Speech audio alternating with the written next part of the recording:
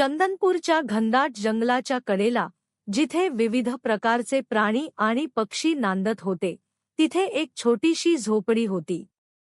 तिथे राधिका नावाच्या 25 वर्षीय विधवेचे वास्तव्य होते. एका वर्षापूर्वी तिच्या पतीने एका गंभीर आजारामुळे जगाचा निरोप घेतला होता. राधिका पूर्णपणे एकटी पडली होती. ती जंगलातून लाकडे गोळा करून आणि गावात थोडी शिलाई आणि विणकाम करून कसेबसे आपले जीवन जगत होती. ती सुंदर होती, पण तिच्या डोळ्यात एक खोल दुःख लपलेले होते. गावातील लोक तिच्या एकटेपणाची आणि सौंदर्याची थट्टा करत असत, पण तिने कधीही कोणाच्या बोलण्याकडे लक्ष दिले नाही. तिचे जीवन फक्त रोजच्या गरजा पूर्ण करणे आणि दिवस काढणे इतकेच मर्यादित झाले होते. एके दिवशी राधिका जंगलात लाकडे गोळा करत असताना एक मोठा माकड जवळच्या झाडावरून खाली उतरला आणि तिच्यासमोर बसला. तिला थोडी भीती वाटली, पण माकडाने काहीही इजा केली नाही. तो फक्त तिच्याकडे बघत राहिला. राधिकाने त्याला विचारले, "तू कोण आहेस? तुला काय हवे आहे?" माकडाने फक्त मान हलवली, जणू तो तिचे बोलणे समजत होता. राधिका हसली आणि आपल्या कामाला लागली. माकडही तिच्याजवळ बसून तिला पाहत राहिला. जेव्हा राधिका लाकडांचे गाठोडे बांधायला लागली, तेव्हा माकडाने तिला मदत केली. हे पाहून राधिकाला आश्चर्य वाटले. तिने माकडाच्या डोक्यावर हात फिरवला आणि म्हणाली, "तू खूप समजूतदार आहेस." त्या दिवसापासून माकड रोज राधिकाकडे येऊ लागला. तो तिच्यासाठी फळे आणायचा, तिच्या कामात मदत करायचा आणि कधीकधी झोपडीसमोर बसून संध्याकाळपर्यंत खेळायचा. राधिकाच्या आयुष्यात एक नवीन रंग भरला होता.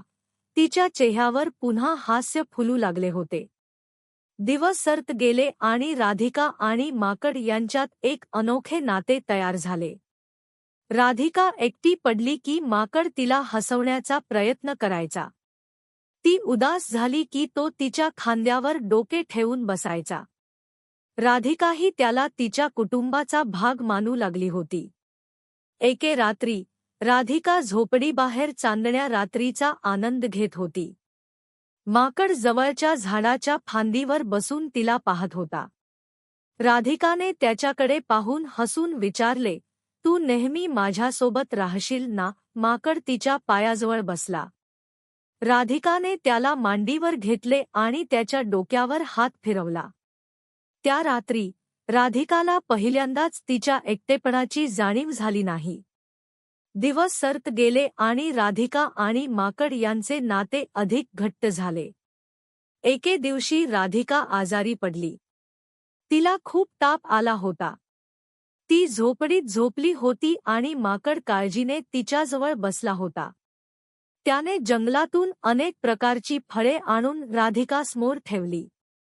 राधिकाने अशक्तपणे डोळे उघडले आणि हळू आवाजात विचारले, "तू माझी इतकी काळजी का करतोस?" माकडाने तिच्या डोळ्यात पाहिले.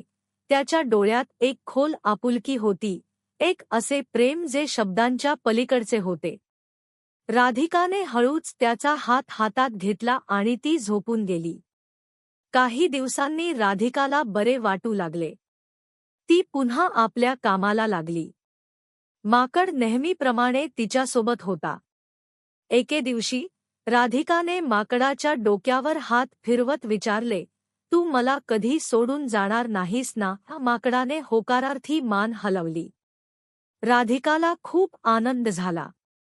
तिला माकडामध्ये एक चांगला मित्र मिळाला होता, एक असा मित्र जो तिच्या एकटेपणात तिला साथ देत होता. राधिका आणि माकड यांची मैत्री वाढतच गेली. ते दोघे एकमेकांसोबत खूप आनंदी होते. राधिकाने माकडाला आपल्या कुटुंबाचा भाग मानले आणि माकडाने राधिकाला आपली काळजी घेण्यास सुरुवात केली. एक दिवस राधिकाला गावात एक अनोळखी माणूस दिसला.